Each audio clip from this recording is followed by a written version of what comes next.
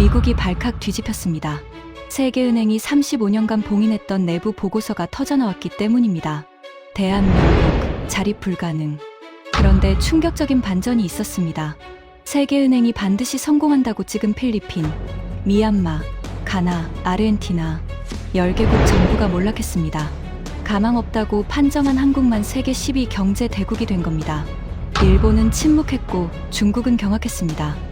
그리고 그 보고서에 직접 사인한 장본인이 35년 만에 입을 열었습니다. 한국에는 핵 170개보다 무서운 무기가 있었습니다. 그 충격적인 고백의 전말을 지금 공개합니다. 시작하기 전 구독과 좋아요, 그리고 대한민국 화이팅 댓글로 한국을 응원해주세요. 워싱턴의 하늘은 잿빛이었습니다. 브루킹스 연구소 3층 세미나실 창문 너머로 포토맥 강이 흐릿하게 보였죠. 오후 2시, 저는 단상 앞에 서서 15명의 얼굴을 하나씩 훑었습니다. 세계은행 현직 이코노미스트 5명, IMF 출신 연구원 셋, 인도, 파키스탄, 나이지리아에서 온 개발 전문가들, 그리고 맨 앞줄 가운데 세계은행 부총재 캐서린 월시가 팔짱을 낀 채 저를 올려다보고 있었습니다. 오늘 세미나 제목은 이랬어요. 개발경제학의 실패, 우리는 어디서 틀렸나. 이 제목을 제안한 사람이 바로 저였습니다. 안녕하세요. 저는 마이클 브레넌입니다. 세계은행에서 35년을 일했어요. 동아시아 담당 수석 이코노미스트였죠. 100개국이 넘는 나라의 개발 프로젝트를 심사하고 승인하거나 거절하는 일을 했습니다. 은퇴한 뒤에는 조지타운 대학교에서 객원 교수를 맡고 있어요. 어디서 듣고 계신가요? 구독과 좋아요 잊지 마세요. 저는 노트북을 열고 스크린에 문서 하나를 띄웠습니다. 누렇게 바랜 표지가 화면을 채웠어요. 35년 전에 작성된 문서였습니다. 상단에 세계은행 로고가 찍혀 있었고 그 아래에 빨간 도장이 2개 나란히 서 있었습니다. 내부 회람용, 그리고 대외비. 문서 제목을 읽었습니다. 대한민국 경제개발 전망평가. 결론, 자립 불가능. 연구 원조 대상국 관리 권고. 세미나실이 조용해졌어요. 키보드를 두드리던 손가락들이 멈췄고 커피잔을 들다 만 사람도 있었습니다. 저는 화면을 한 장 넘겼습니다. 보고서 마지막 페이지가 떴어요. 작성자 서명란에 이름 하나가 또렷이 적혀 있었죠. 마이클 브레넌. 세미나실 공기가 달라지는 게 느껴졌습니다.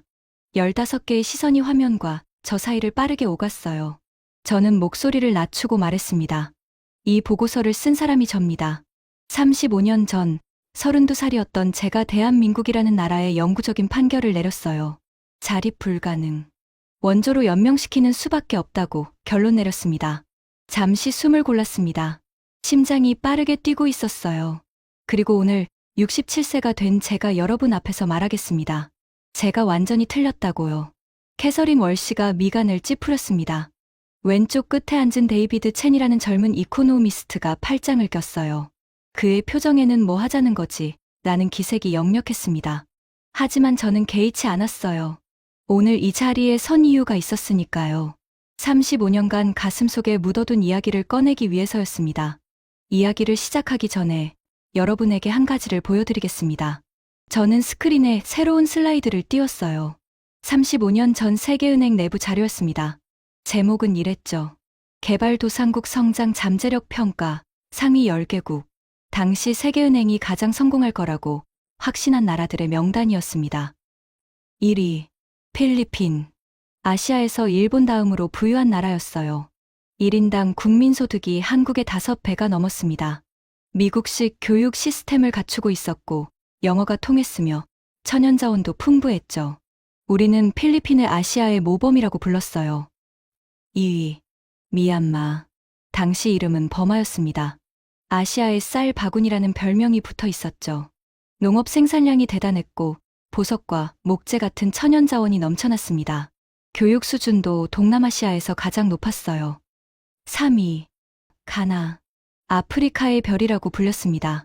사하라 이남 최초의 독립국이었고 코코아 수출로 외화가 풍부했으며 초대 대통령 은크루마의 리더십이 세계적 주목을 받고 있었죠. 저는 명단을 계속 읽어 내려갔습니다. 아르헨티나, 이집트, 스리랑카, 나이지리아. 화면에 10개의 나라 이름이 줄줄이 나열되어 있었어요. 그리고 저는 한마디를 덧붙였습니다. 이 명단에 대한민국은 없었습니다. 논의 대상조차 아니었어요. 소피 밀러가 손을 들었습니다. 독일에서 온 개발경제학자였어요. 차분한 목소리로 물었죠. 당시 기준으로 한국의 상황이 어땠길래 명단에도 못 올랐던 건가요? 저는 고개를 끄덕이며 대답했습니다. 좋은 질문입니다. 직접 보여드리죠. 스크린에 흑백 사진 한 장을 띄웠어요. 35년 전 제가 처음 서울에 도착했을 때 찍은 사진이었습니다. 비포장 도로 위에 먼지가 뿌옇게 일고 있었고 낮은 건물들이 다닥다닥 붙어 있었죠. 산에는 나무가 없었습니다. 전쟁이 모든 걸 태워버렸으니까요. 연료로 쓰려고 남은 나무까지 베어냈던 겁니다. 저는 그 사진을 보면서 35년 전의 기억이 밀려왔어요. 서울의 첫인상은 냄새였습니다. 하수 처리 시설이 제대로 갖춰지지 않았던 거리에서 올라오는 퀴퀴한 냄새, 먼지, 그리고 사람들의 눈빛. 지쳐 있었지만 어딘가 날카로운 눈빛이었어요. 1인당 국민소득 67달러. 세계 최빈국 수준이었습니다.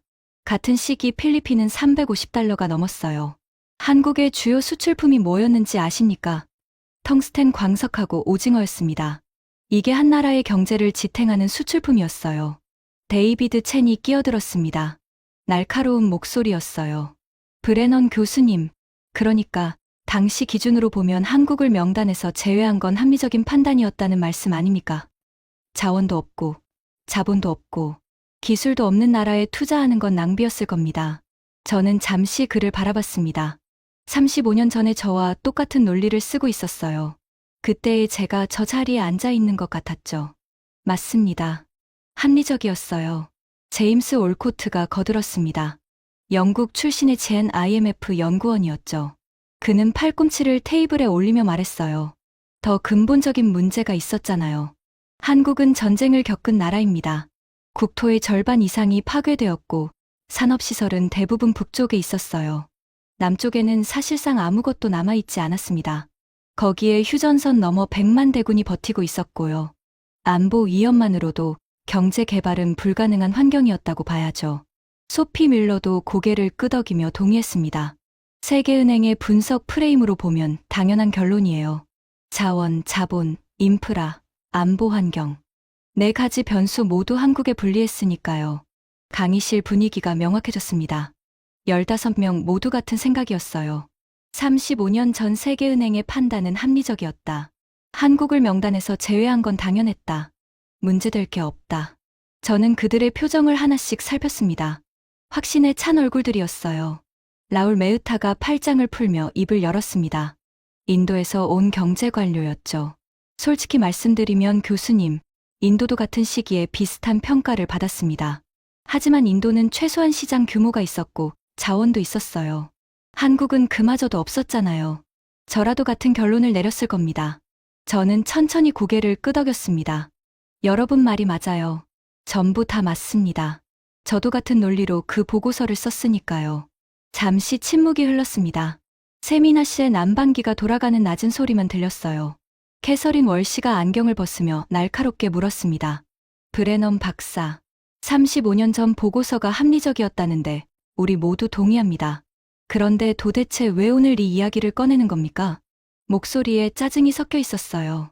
세계은행 부총재로서 바쁜 오후를 쪼개온 사람이었으니까요. 저는 그녀를 바라보며 대답했습니다. 고백하러 왔습니다. 그리고 경고하러 왔어요.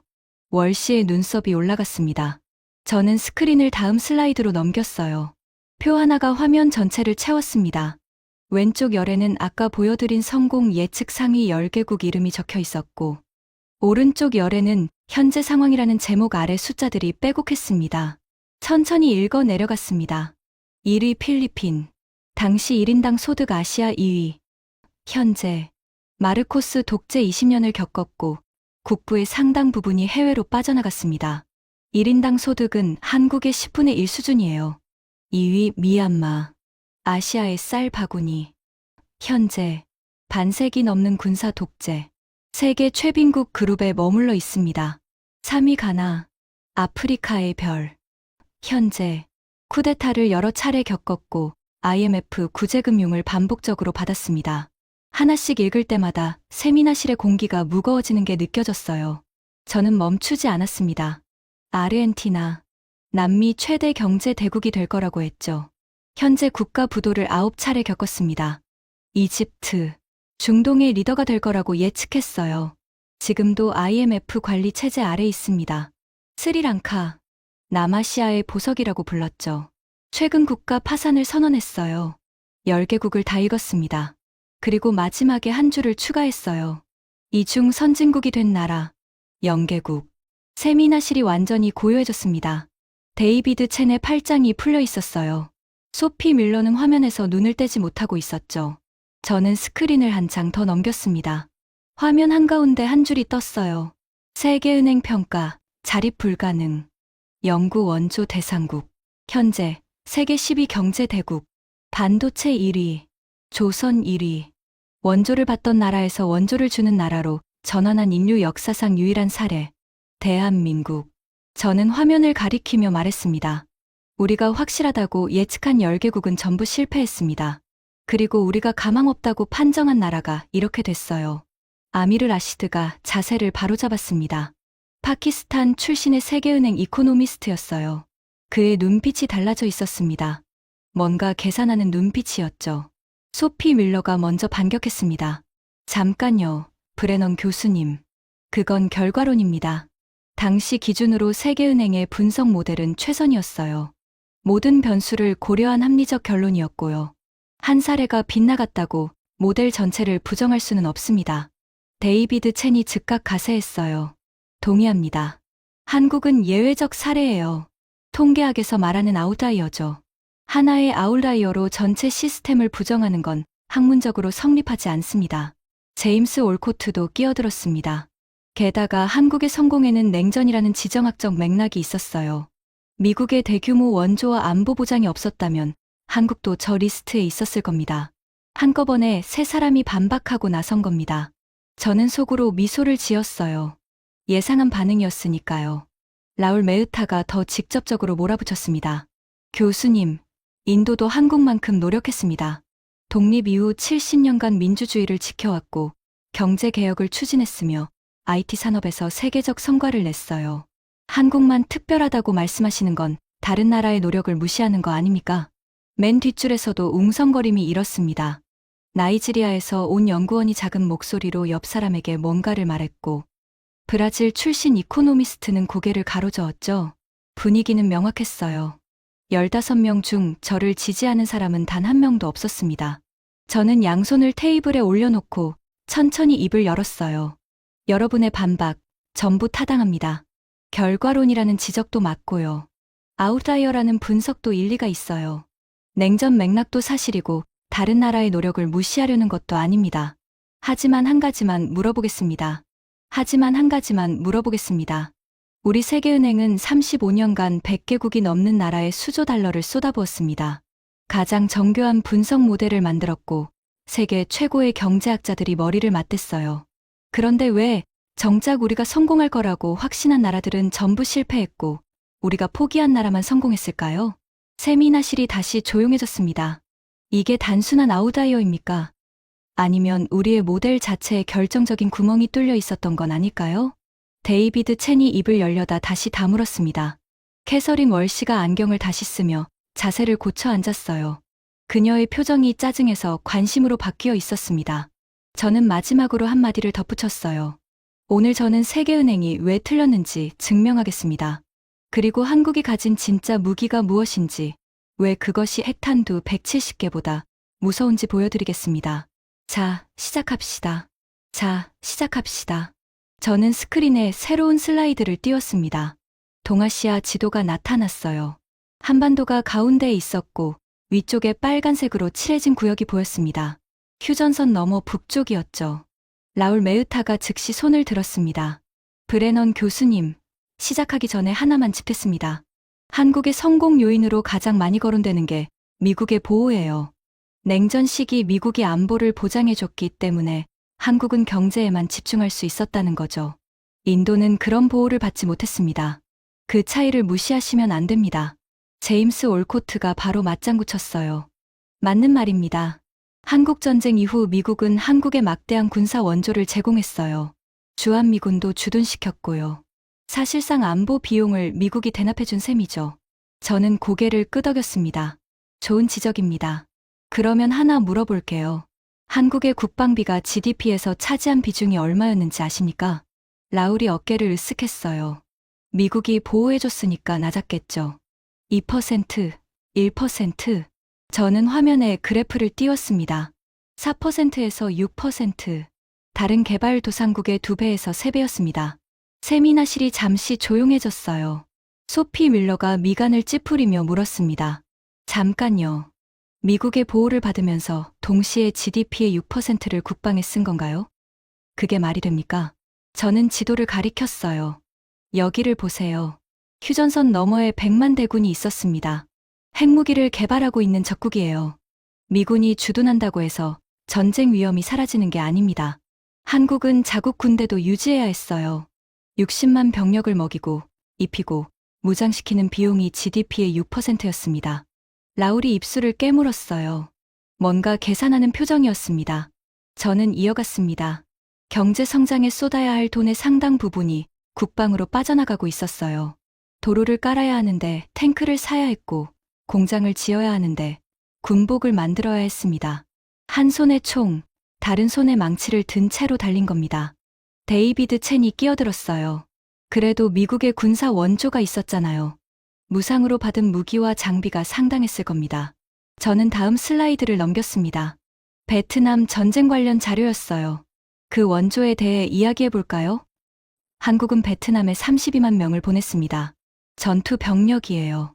정글에서 싸우고, 다치고, 죽은 사람들이죠. 세미나실 공기가 무거워졌어요. 한국 정부는 왜 파병했을까요? 민주주의를 지키기 위해서. 아닙니다. 솔직하게 말하겠습니다. 외화가 필요했기 때문이에요. 파병 대가로 받은 돈이 한국의 초기 산업화 자금이 되었습니다. 젊은이들의 피와 땀으로 번 돈이에요. 제임스 올코트가 팔짱을 꼈습니다. 그건 미국의 전쟁에 용병으로 참전한 거 아닙니까? 저는 그를 똑바로 바라봤어요. 올코트 박사, 당신이 용병이라고 부르든 뭐라고 부르든 결과는 같습니다. 한국은 공짜로 성장한 게 아니에요. 안보를 공짜로 제공받은 것도 아닙니다. 자국민의 피로 비용을 치렀어요. 이걸 원조라고 부르시겠습니까? 올코트가 입을 다물었습니다. 아미르 라시드가 조용히 자세를 바로잡았어요. 그의 눈빛이 달라져 있었습니다. 메모장을 꺼내 뭔가를 적기 시작했죠.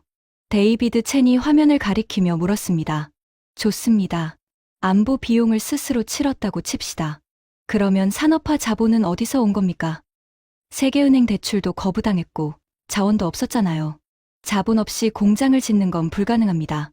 소피 밀러가 동의하며 덧붙였어요. 자본 형성 경로가 핵심이에요. 대부분의 성공적인 산업화 사례에는 명확한 자본 출처가 있었습니다. 영국은 식민지 착취, 미국은 풍부한 자원과 이민 노동력, 일본은 메이지, 유신 이후의 조세 개혁, 한국은 이 중 어디에도 해당하지 않아요. 저는 고개를 끄덕였습니다. 맞습니다. 한국의 자본 출처는 교과서 어디에도 없어요. 왜냐하면 교과서에서 다루기에는 너무 처절한 이야기이기 때문입니다. 저는 스크린에 흑백 사진 한 장을 띄웠어요. 탄광갱도 앞에 줄지어 선 젊은 남자들의 사진이었습니다. 작은 체구의 헬멧을 쓰고 있었어요. 얼굴에 석탄 가루가 묻어 있었죠. 이 사람들이 누군지 아십니까? 데이비드가 고개를 가로저었어요. 한국의 광부들입니다. 독일로 간 사람들이에요. 저는 잠시 말을 멈추고 사진을 바라봤습니다. 35년 전 세계은행 워싱턴 본부에 앉아서 이 사진을 처음 봤을 때의 기억이 떠올랐어요. 당시 독일은 탄광 노동자가 부족했습니다. 지하 1,000m까지 내려가는 일을 독일 청년들이 기피하기 시작했거든요. 한국 정부가 제안했어요. 우리 청년들을 보내겠다고. 독일이 받아들였습니다. 저는 사진 속 한 사람을 가리켰어요. 이 청년들은 시험을 봐야 했습니다. 대학 졸업자들이 지원했어요. 엔지니어, 교사, 회계사, 탄광에서 일할 사람들이 아니었죠. 그런데 그들은 스스로 지하 1,000m로 내려갔습니다. 소피 밀러의 표정이 굳어졌어요. 독일인인 그녀에게 이 이야기는 특별한 무게가 있었을 겁니다. 지하 1,000m가 어떤 곳인지 설명하겠습니다. 온도가 40도를 넘어요. 습도가 100%에 가깝습니다. 공기가 탁하고 먼지가 폐를 채워요. 8시간 교대로 석탄을 캐는데 갱도가 무너지면 그대로 묻힙니다. 실제로 사고가 끊이지 않았어요. 캐서린 월시가 처음으로 메모를 시작했습니다. 그리고 간호사들이 있었어요. 저는 다른 사진을 띄웠습니다.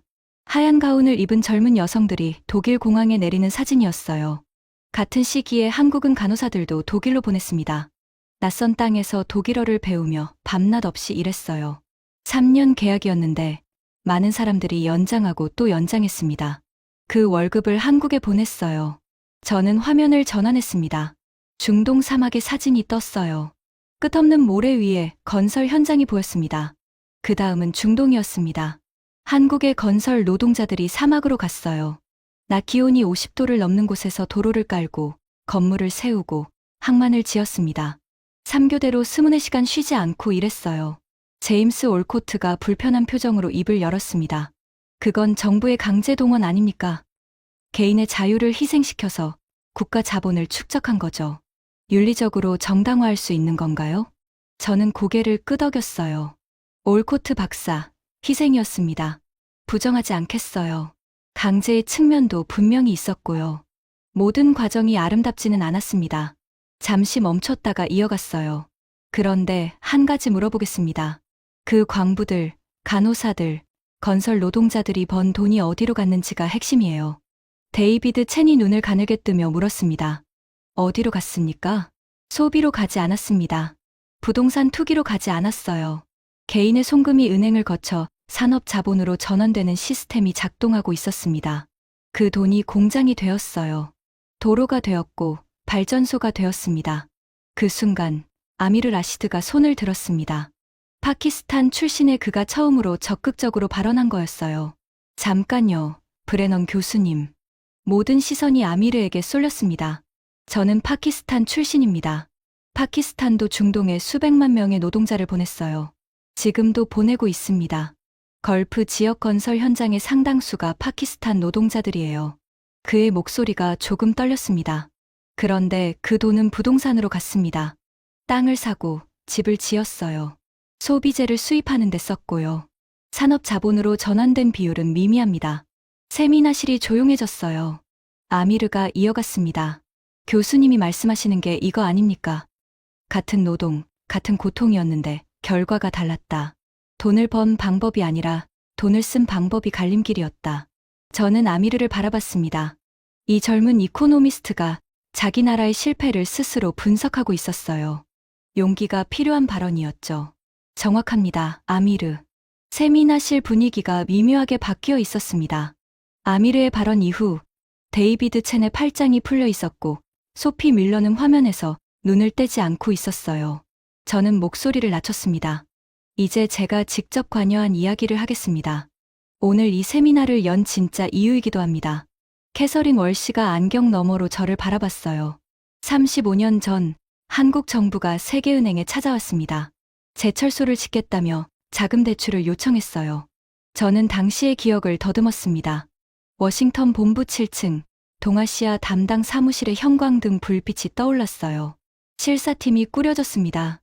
저도 그 팀에 포함됐어요. 32살, 이코노미스트로서 첫 번째 대형 프로젝트 심사였습니다. 한국에 도착해서 현장을 봤어요. 제철소를 짓겠다는 부지는 경상북도 해안가의 허벌판이었습니다. 아무것도 없었어요. 모래밭과 갈대만 바람에 흔들리고 있었죠. 저는 한국 측 담당자와 마주 앉았습니다. 그 사람의 이름은 기억나지 않아요. 다만 그의 눈이 기억납니다.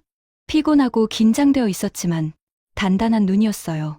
그가 계획서를 펼쳤습니다. 연간 생산 규모, 고용 계획, 수출 전망. 꼼꼼하게 준비되어 있었어요. 저는 그 계획서를 받아 들고 숫자를 훑었습니다. 솔직히 말하면 읽으면서 속으로 이건 안 되겠다고 생각했어요. 데이비드 첸이 물었습니다. 왜 안 된다고 판단하셨습니까? 3가지 이유가 있었어요. 첫째, 내수 시장이 너무 작았습니다. 제철소는 규모의 경제가 핵심인데 당시 한국의 철강 소비량으로는 수지가 맞지 않았어요. 둘째, 기술력이 전무했습니다. 제철소를 운영해본 경험이 있는 엔지니어가 한 명도 없었어요.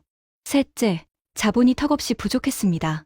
세계은행 대출만으로는 건설비의 절반도 안 됐고 나머지를 채울 방법이 보이지 않았죠. 저는 워싱턴으로 돌아가서 보고서를 썼습니다. 결론은 명확했어요. 시기상조, 시장 규모 부족, 기술력 부재, 대출 불가. 제가 그 보고서에 사인했습니다. 세미나실이 고요했어요. 난방기 돌아가는 소리만 들렸습니다. 며칠 뒤 한국인 담당자가 워싱턴까지 날아왔습니다. 제 사무실을 찾아온 거예요. 통보를 직접 듣기 위해서. 저는 그에게 결과를 알려줬습니다. 대출이 거부됐다고, 이사회에서 승인하지 않았다고. 그 사람의 표정을 저는 아직도 기억합니다. 분노가 아니었어요. 슬픔도 아니었습니다. 결의였어요. 그는 서류를 가방에 넣고 일어섰습니다. 문 앞에서 돌아서더니 저를 바라봤어요. 그리고 이렇게 말했습니다. 브레넌 씨, 감사합니다. 당신의 판단은 이해합니다. 그래도 우리는 지켰습니다. 저는 속으로 코웃음을 쳤어요. 세계은행이 거절한 프로젝트를 어떻게 지켰다는 거지? 돈도 없고 기술도 없는 나라가? 저는 그가 사무실을 나가는 뒷모습을 보며 생각했습니다. 불쌍한 사람이군. 현실을 모르고 있어. 제 옆에 앉아있던 유키 다나카가 자세를 고쳐 앉았어요. 일본 경제산업연구소에서 온 그녀였습니다. 조용히 듣고만 있다가 처음으로 표정이 바뀌었어요. 뭔가 알고 있다는 듯한 눈빛이었죠. 저는 이어갔습니다. 그런데 그들은 정말로 지었습니다. 세계은행 대출 없이, 세계은행 기술 자문 없이. 어떻게 했는지 아십니까? 소피 밀러가 물었어요. 자본은 어디서 구한 건가요? 대일 청구권 자금입니다. 제임스 올코트가 고개를 갸웃했어요. 뭡니까 그게? 한국은 일본의 식민 지배를 받았습니다. 35년간. 해방 이후 일본과 국교를 정상화하면서 배상금을 받았어요. 조상들이 겪은 고통에 대한 대가였습니다. 저는 잠시 말을 멈췄어요. 그 돈으로 제철소를 지었습니다. 조상의 피값으로 미래를 산 거예요. 세미나 씨의 무거운 침묵이 내려앉았습니다. 소피 밀러가 펜을 내려놓고 저를 바라봤어요. 독일인인 그녀는 전쟁 배상금의 의미를 누구보다 잘 알고 있었을 겁니다. 저는 다음 슬라이드를 넘겼어요. 건설이 시작됐습니다. 책임자들은 각오를 다졌어요. 실패하면 우양으로 바다에 빠져 죽자. 이건 비유가 아니라 실제 발언이었습니다.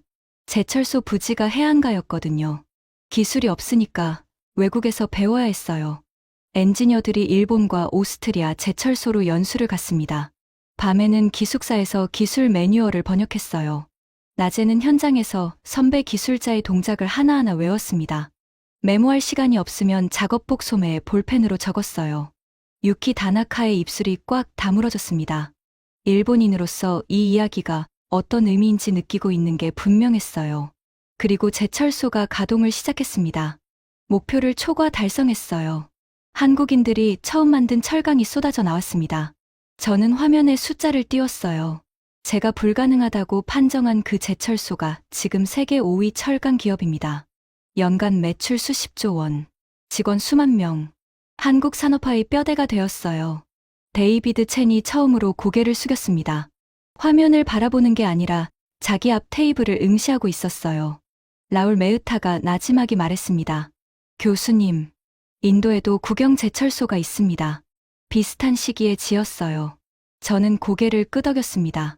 맞습니다. 인도의 제철소는 소련의 기술 원조로 지어졌죠. 라울이 천천히 고개를 끄덕였어요. 저는 묻지 않았습니다. 인도 국영 제철소의 현재 상태를 굳이 비교할 필요는 없었으니까요. 라울이 직접 알고 있었을 겁니다. 제철소만이 아닙니다. 저는 새로운 슬라이드를 띄웠어요. 같은 시기에 한국은 고속도로를 짓겠다고 했습니다. 서울에서 부산까지 430km. 당시 한국에 자동차가 몇 대나 있었는지 아십니까? 데이비드 첸이 고개를 들었어요. 많지 않았겠죠. 전 국민 자동차 등록 대수가 3만 대가 채 안 됐습니다. 3만 대요. 지금 워싱턴 D.C. 한 블록에 주차된 차보다 적었어요. 소피 밀러가 눈살을 찌푸렸습니다. 3만 대를 위해 430km 고속도로를 짓겠다고요? 그건 경제적으로 성립하지 않습니다. 맞아요. 세계은행도 똑같이 말했습니다. 저는 화면에 문서 하나를 띄웠어요. 이것도 제가 검토한 보고서입니다. 제목이 뭐였는지 아십니까? 한국의 고속도로 건설 계획 검토. 결론. 현 단계에서는 사치에 해당함. 사치. 세계은행이 한 나라의 인프라 계획을 사치라고 판정한 겁니다. 캐서린 월시가 안경을 벗으며 말했어요. 당시 기준으로는 합리적인 판단 아닌가요? 수요가 없는데 도로를 까는 건 비효율이잖아. 저는 대답했습니다. 캐서린, 당신 말이 맞아요. 세계은행의 분석 모델로 보면 사치가 맞습니다.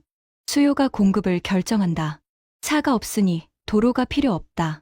교과서적으로 완벽한 논리예요. 잠시 멈췄어요. 한국은 반대로 생각했습니다. 도로를 깔면 차가 늘어난다. 공급이 수요를 만든다. 세계은행의 교과서에 없는 논리였어요. 그리고 한국은 강행했습니다. 2년 5개월 만에 완공했어요. 공사 기간 동안 연인원 수백만 명이 동원됐습니다. 장비가 부족해서 곡괭이와 삽으로 산을 깎은 구간도 있었어요. 저는 슬라이드를 넘겼습니다. 완공 이후 어떻게 됐는지 보여드리겠습니다. 고속도로가 깔리자 물류 비용이 급감했어요. 서울에서 부산까지 12시간 걸리던 화물 운송이 5시간으로 줄었습니다. 공장들이 고속도로 주변에 들어서기 시작했어요. 차가 없어서 사치라고 했던 그 도로 위로 10년 뒤에는 수십만 대의 트럭과 승용차가 달리고 있었습니다. 세미나실의 공기가 달라진 게 느껴졌어요. 아까까지 저를 반박하던 사람들의 표정이 바뀌어 있었습니다. 저는 이 타이밍을 기다렸습니다. 여러분, 이제 아까 보여드렸던 그 표를 다시 보겠습니다. 스크린에 다시 그 표가 떴어요. 세계은행 성장 전망 상위 10개국 대실제 결과. 한 번 더 정리하겠습니다. 세계은행은 자원이 풍부한 나라, 인프라가 갖춰진 나라, 시장이 큰 나라를 골랐습니다. 필리핀, 미얀마, 가나, 아르헨티나. 모든 지표가 유리했어요. 저는 화면을 가리켰어요. 결과 10개국 중 선진국이 된 나라 0개국, 그리고 다음 줄. 세계은행이 자립 불가능이라고 판정한 나라 대한민국. 현재 세계 10위 경제 대국. 저는 이 표를 처음 보여줬을 때와 다른 각도로 접근했어요. 아까는 이 표를 보여드리고 여러분이 결과론이라고 반박했습니다. 아웃라이어라고 했어요. 냉전 맥락이라고 했죠. 맞습니다. 그 반박들 전부 유효해요. 잠시 숨을 골랐습니다. 그런데 지금까지 제가 보여드린 게 뭡니까? 한국 광부들이 독일 탄광 지하 1,000m에서 석탄을 캤습니다. 간호사들이 낯선 나라에서 밤낮 없이 일했어요. 건설 노동자들이 50도 사막에서 도로를 깔았습니다. 세계은행이 거절한 제철소를 조상의 피값으로 지었어요. 사치라고 판정한 고속도로를 곡괭이로 깎아서 만들었습니다. 세미나실에 15개 시선이 전부 저에게 고정되어 있었어요. 이게 아웃라이어입니까? 이게 냉전 덕분입니까? 이게 행운입니까? 아무도 대답하지 않았습니다. 데이비드 첸이 처음으로 완전히 침묵했어요. 팔짱도 끼지 않았고 반박도 하지 않았습니다. 테이블 위에 자기 손을 내려다보고 있었죠. 캐서린 월시가 천천히 안경을 다시 썼습니다. 그녀의 시선이 날카로워져 있었어요. 짜증이 아니었습니다. 무언가를 진지하게 평가하는 눈빛이었죠. 분위기가 완전히 바뀐 걸 느낄 수 있었습니다. 15명 중 절반 이상이 더 이상 저를 반박하려 하지 않았어요. 남은 사람들도 팔짱을 풀고 있었습니다. 저는 목소리를 낮췄어요. 숫자는 경제를 설명합니다. 그래프는 추세를 보여주죠. 세계은행은 그걸로 나라의 운명을 판정해요. 저도 35년간 그렇게 해왔습니다. 잠시 멈췄습니다. 그런데 숫자가 설명하지 못하는 것이 하나 있어요. 사람입니다. 저는 마지막 사진을 띄웠습니다. 낡은 공장 건물 안에서 미싱 앞에 앉아 있는 젊은 여성들의 흑백 사진이었어요. 이 사진은 한국 구로공업단지에서 찍힌 겁니다. 봉제 공장이에요. 이 여성들은 16, 17, 18살이었습니다. 시골에서 올라온 소녀들이에요. 가족을 먹여 살리기 위해 공장에 취직한 겁니다. 소피 밀러의 손이 멈춰 있었어요. 메모를 하다가 펜을 내려놓은 상태였습니다.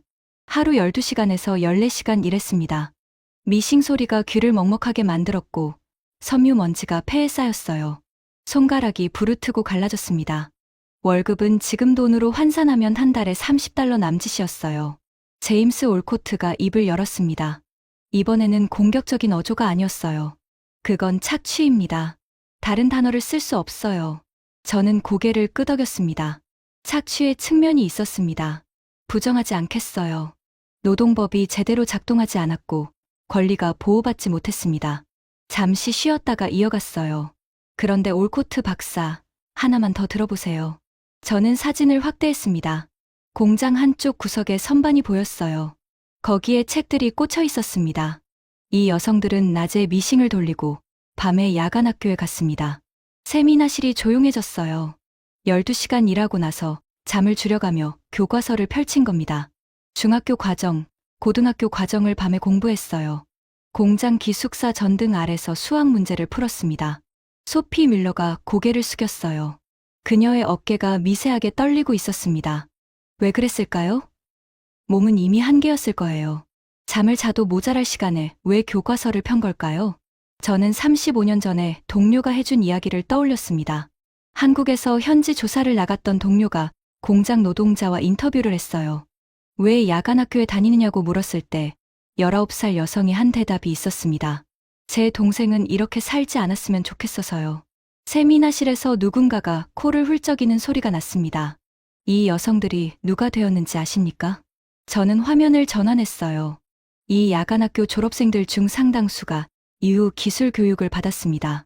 봉제 공장에서 익힌 정밀한 손기술이 다른 산업으로 옮겨갔어요. 반도체 조립 라인, 자동차 부품 검수, 전자제품 품질 관리. 한국이 중화학공업으로 전환할 때 숙련 노동력이 된 사람들이 이 여성들입니다. 데이비드 첸이 천천히 입을 열었습니다. 이번에는 반박이 아니었어요. 교수님이 말씀하시는 게 결국 인적 자본이 모든 변수를 압도했다는 건가요? 저는 그를 바라봤습니다. 그의 눈빛이 완전히 달라져 있었어요. 더 이상 저를 논박하려는 눈이 아니었습니다. 이해하려는 눈이었죠. 인적 자본이라는 말로는 부족합니다. 데이비드. 저는 화면을 끄고 청중을 둘러봤어요. 세계은행은 자본을 분석합니다. 자원을 분석하고, 인프라를 분석하고, 제도를 분석해요. 전부 엑셀에 넣을 수 있는 것들이죠. 숫자로 표현 가능한 변수들입니다. 그런데 지하 1000m에서 석탄을 캐면서도 송금을 멈추지 않은 광부의 의지를 엑셀에 어떻게 넣습니까? 50도 사막에서 24시간 일하면서도 가족 생각에 버텨낸 건설, 노동자의 각오를 스프레드시트에 어떻게 입력합니까? 12시간 미싱을 돌리고 나서 잠을 줄여 교과서를 편 여공의 결심을 어떤 모델에 대입합니까? 아무도 말하지 않았습니다. 저는 낮은 목소리로 말했어요. 이게 세계은행이 놓친 변수입니다. 엑셀에 입력할 수 없는 변수. 한국의 진짜 자본이었어요. 캐서린 월시가 메모를 멈추고 저를 올려다봤습니다. 그녀의 표정이 세미나 시작할 때와 완전히 달라져 있었어요. 데이비드 첸이 고개를 끄덕이고 있었습니다. 라울 메으타는 두 손으로 얼굴을 감싸고 있었어요. 뒷줄에 나이지리아 연구원이 입술을 꽉 깨물고 있었고, 브라질 출신 이코노미스트는 창밖을 바라보며 뭔가를 생각하고 있었습니다. 15명 중 절반 이상의 시선이 바뀌어 있었어요. 반박의 눈빛이 아니라 무언가를 받아들이고 있는 눈빛이었습니다. 저는 노트북을 닫았습니다. 스크린이 꺼졌어요. 세미나실에 형광등 불빛만 남았습니다. 더 이상 슬라이드가 필요 없었어요. 저는 청중을 천천히 둘러봤습니다. 15개의 얼굴이 보였어요. 세미나 시작할 때와 완전히 다른 표정들이었습니다. 마지막 이야기를 하겠습니다. 저는 단상에서 한 발짝 앞으로 나왔어요. 청중과의 거리가 좁혀졌습니다. 35년간 100개국을 분석했습니다. 자원이 풍부한 나라를 봤어요. 석유가 솟아나는 나라, 다이아몬드가 캐지는 나라, 구리와 금이 넘쳐나는 나라, 인구가 10억이 넘는 나라도 봤고, 국토가 대륙만 한 나라도 봤습니다. 세계 최고의 항구를 가진 나라, 대양을 끼고 있는 나라, 온갖 지정학적 이점을 누리는 나라를 전부 봤어요. 잠시 숨을 골랐습니다. 그 중에서 한 세대가 통째로 자신의 청춘을 내려놓고 다음 세대의 미래를 산 나라는 단 하나였습니다. 세미나실이 완전히 고요했어요. 누구도 움직이지 않았습니다. 세계은행은 자본, 자원, 지리, 인구를 분석합니다. 모든 걸 엑셀에 넣고 모델을 돌려요. 최적화된 성장 경로를 계산하고 투자 수익률을 예측하고 리스크를 정량화합니다. 우리는 그게 과학이라고 믿었어요. 저는 목소리를 한 톤 낮췄습니다. 내 자식만큼은 굶기지 않겠다는 어머니의 의지를 엑셀에 어떻게 입력합니까? 실패하면 바다에 빠져 죽겠다는 기술자의 각오를 어떤 셀에 넣습니까? 12시간 일하고 나서 교과서를 편 소녀의 눈빛을 무슨 공식으로 계산합니까? 저는 한 발짝 더 앞으로 나왔어요. 이게 우리가 틀린 이유입니다. 그리고 이게 한국의 진짜 무기입니다. 잠시 멈춘 뒤 말했어요. 핵탄두 170개보다 이 무기가 더 무섭습니다. 세미나 씨의 긴 침묵이 내려앉았습니다. 5초, 10초. 아무도 입을 열지 않았어요. 제임스 올코트가 먼저 움직였습니다. 세미나 내내 저를 가장 집요하게 반박했던 사람이에요. 그가 팔꿈치를 테이블에서 떼고 등을 기대며 천장을 올려다봤습니다. 한참 동안 그러고 있다가 입을 열었어요. 교수님, 구조적 요인이 무의미하다는 말씀은 아니시죠? 저는 대답했습니다. 구조는 중요합니다. 부정한 적 없어요. 자원, 자본, 제도, 지리. 전부 중요합니다. 올코트가 고개를 끄덕였어요. 저는 이어갔습니다. 그런데 결정적이지 않았어요. 같은 구조 아래서 한국은 일어섰고 우리가 유리하다고 판정한 나라들은 주저앉았습니다. 올코트가 두 손을 테이블 위에 올려놓았어요. 한참을 가만히 있다가 나지막이 말했습니다. 인정하기 싫지만 데이터가 당신 편이군요. 저는 올코트를 바라봤습니다. 그의 입에서 그 말이 나올 줄은 몰랐어요. 세미나 내내 식민지론과 구조론으로 저를 밀어붙이던 사람이었거든요. 그때 캐서린 월시가 움직였습니다. 세계은행 부총재. 이 세미나실에서 가장 높은 직급이었어요. 그녀가 안경을 쓰고 천천히 자세를 바로잡았습니다. 모든 시선이 그녀에게 쏠렸어요. 브레넌 박사. 그녀의 목소리는 차분했지만 무게가 있었어요. 당신이 35년 전에 쓴 보고서를 저도 읽은 적 있습니다. 세계은행 내부 아카이브에서요. 대한민국 자립 불가능 연구 원조 대상국 관리 권고. 저는 고개를 끄덕였습니다. 그리고 지금 한국은 우리에게 개발 원조 노하우를 가르치고 있죠.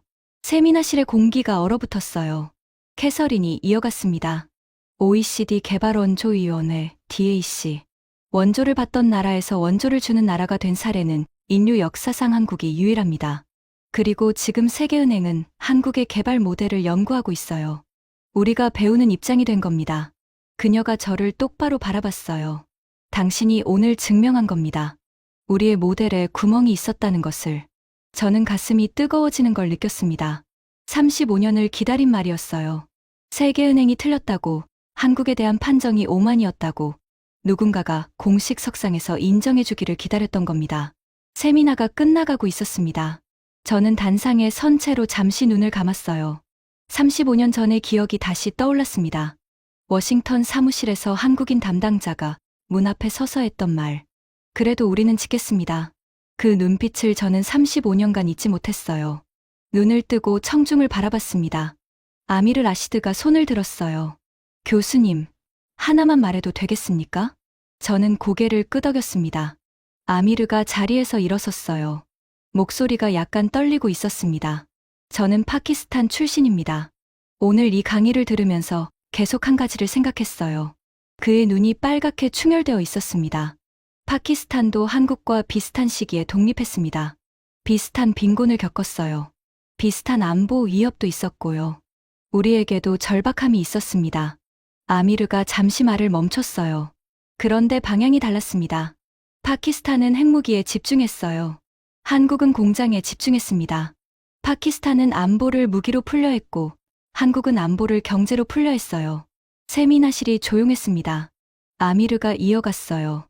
핵탄두 170개. 그게 파키스탄이 선택한 길입니다. 그리고 25번의 구제금융. 그게 그 선택의 결과입니다. 그의 목소리가 갈라졌어요. 한국은 핵 대신 제철소를 지었고, 미사일 대신 고속도로를 깔았고, 군사 퍼레이드 대신 야간 학교를 열었습니다. 같은 고통이었는데 다른 미래를 만들었어요. 교수님 말씀이 맞습니다. 핵 170개보다 무서운 무기가 있었던 거예요. 아미르가 자리에 앉았습니다. 그의 옆에 앉은 나이지리아 연구원이 조용히 그의 어깨를 두드렸어요. 그때 유키 다나카가 입을 열었습니다. 일본 경제산업연구소에서 온 그녀가 세미나 내내 한마디도 하지 않다가 처음으로 말하는 거였어요. 저는 일본인입니다. 세미나실의 시선이 그녀에게 쏠렸어요. 오늘 이야기를 들으면서 불편했습니다. 대일 청구권 자금, 식민 지배의 배상금으로 제철소를 지었다는 이야기요. 유키의 목소리는 낮았지만 또렷했어요. 일본은 같은 시기에 이미 풍요로웠습니다. 전쟁 복구도 끝났고 경제는 고도 성장 궤도에 올라 있었어요. 우리에게는 절박함이 없었습니다. 그녀가 잠시 멈췄어요.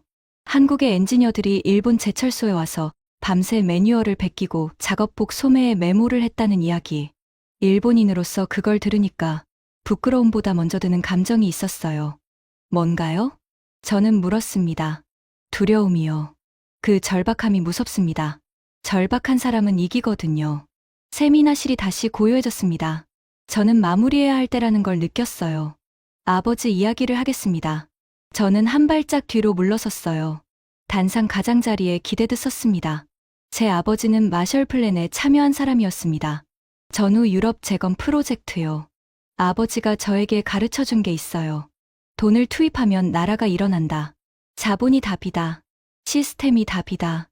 이게 아버지의 신념이었고 제 신념이었습니다. 저는 숨을 깊이 들이쉬었어요. 한국이 그 신념을 깨뜨렸습니다. 세미나실의 15개 시선이 저에게 고정되어 있었어요. 돈이 아니었어요. 시스템이 아니었습니다. 자원도, 지리도, 인구도 아니었어요. 한국이 증명한 건 단 하나입니다. 인간의 의지가 모든 변수를 압도할 수 있다는 것. 한 세대가 통째로 자신을 내려놓고 다음 세대의 미래를 살 때 어떤 분석 모델도 그 결과를 예측할 수 없다는 것. 저는 청중을 한 명 한 명 바라봤어요. 제가 35년 전에 보고서에 사인할 때 한국인 담당자의 눈빛을 봤습니다. 분노가 아니라 결의였어요. 그래도 우리는 지켰습니다. 그 한마디에 한 나라의 운명이 들어 있었습니다. 저는 그때 그 눈빛을 잃지 못했어요. 엑셀에 없는 것은 보이지 않았으니까요. 67세가 된 지금에야 깨달았습니다. 제가 얼마나 오만했는지. 세미나 씨의 긴 정적이 흘렀습니다. 캐서린 월씨가 자리에서 일어섰어요. 세미나 시작할 때 그녀는 짜증스러운 표정으로 팔짱을 끼고 있었습니다. 지금은 달랐어요. 오늘 세미나 제목이 개발경제학의 실패였는데요. 그녀가 세미나실 전체를 둘러봤어요. 정확히는 개발경제학자의 실패였군요. 저는 미소를 지었습니다. 맞습니다. 우리가 실패한 겁니다. 한국이 아니라요. 세미나가 끝났습니다. 사람들이 자리에서 일어나기 시작했어요. 웅성거리는 소리가 세미나실을 채웠습니다. 아미르 라시드가 저에게 다가왔어요. 악수를 청했습니다. 그의 손이 따뜻했어요. 교수님, 감사합니다. 오늘 제가 파키스탄에 대해 생각한 것보다 한국에 대해 더 많이 생각했습니다. 이상한 일이죠. 이상하지 않아요, 아미르? 다른 나라의 성공을 통해 자기 나라를 보는 것. 그게 비교 경제학의 핵심이잖아요. 아미르가 웃었습니다. 쓸쓸한 웃음이었어요. 소피 밀러가 다가와서 말했습니다. 독일인으로서 불편한 이야기도 있었지만 필요한 이야기였어요. 광부와 간호사들. 잊고 있었습니다. 저는 고개를 숙여 인사했어요. 유키 다나카는 말없이 제 앞을 지나갔습니다. 가볍게 목례만 하고요. 그녀의 표정은 여전히 굳어 있었어요. 세미나실이 비워지고 저는 혼자 남았습니다. 창밖으로 워싱턴의 저녁 하늘이 보였어요.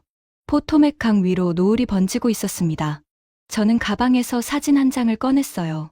35년 전 한국 출장 때 찍은 사진이었습니다. 비포장 도로 위에 먼지가 뿌옇게 일고 산에 나무가 없는 서울의 모습. 이 사진 속 나라가 세계 10위 경제 대국이 되었습니다.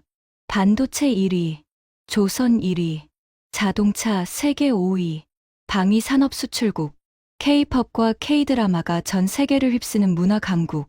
원조를 받던 나라가 원조를 주는 나라가 되었어요. 인류 역사상 유일한 사례. 이 모든 걸 가능하게 한 건 석유도, 다이아몬드도, 넓은 국토도 아니었습니다. 지하 1,000m에서 석탄을 캔 광부들.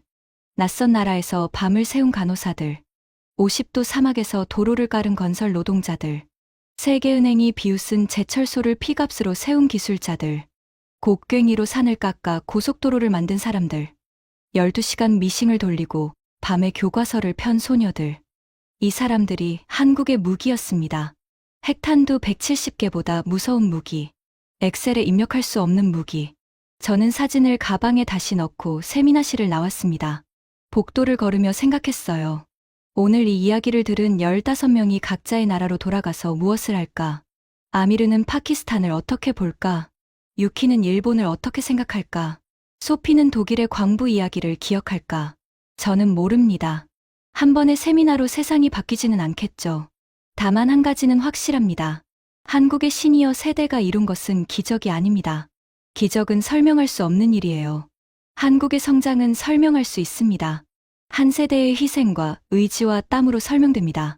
다만 세계은행의 엑셀로는 설명되지 않았을 뿐입니다. 브루킹스 연구소를 나서자 워싱턴의 밤 공기가 차가웠어요. 포토맥 강 너머로 링컨 기념관의 불빛이 보였습니다. 저는 걸으면서 혼잣말을 했어요. 35년 전 제 사무실을 나서던 그 한국인 담당자에게 당신 말이 맞았습니다. 그래도 당신들은 지었어요. 전부 다요. 밤바람이 코트 자락을 흔들었습니다. 저는 걸음을 멈추지 않았어요. 지금까지 세계은행 수석 이코노미스트 마이클 브레넌이 브루킹스 연구소에서 고백한 충격적인 이야기였습니다. 대한민국의 시니어 세대가 이뤄낸 이 위대한 역사를 널리 공유해 주세요. 엑셀에 입력할 수 없는 무기는 지금도 우리 안에 살아 있습니다. 구독과 좋아요도 부탁드립니다. 지금까지 감동날다였습니다. 감사합니다.